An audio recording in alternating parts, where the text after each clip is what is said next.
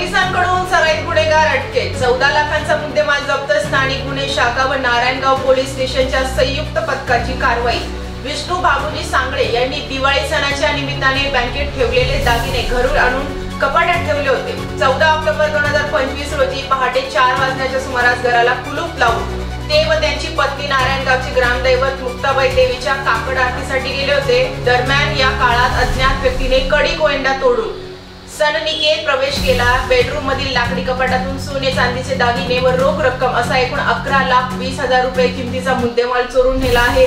या प्रकरणी Narayangaon police station मध्ये गुन्हा दाखल करण्यात आला होता। पुणे ग्रामीणचे पोलीस अधीक्षक संदीप सिंह गिल यांच्या मार्गदर्शनाखाली या गुन्ह्याचा तपास स्थानिक गुन्हे शाखा व नारायणगाव पोलिसांचे संयुक्त पथक करीत आहेत। सदर चोरी केल्यानंतर आरोपी मोटरसायकलवर पसार झाल्याचे सीसीटीव्ही फुटेज मधून दिसून आले आहे। या गुन्ह्यासाठी वापरलेली मोटरसायकल विशाल तांदळे यांची असल्याचे तपासात समोर आले। त्या आधारे तांदळे याला ताब्यात घेऊन चौकशी केली असता त्याने नारायणगाव व जुन्नर परिसरात 3 घरफोड्या केल्याची कबुली दिली असून आरोपीकडून 3 घरफोड्यामधील 14,36,650 रुपये किमतीचा मुद्देमाल जप्त करण्यात पोलिसांना यश आले आहे। स्टार न्यूज साठी झकीर शेख, नाशिक।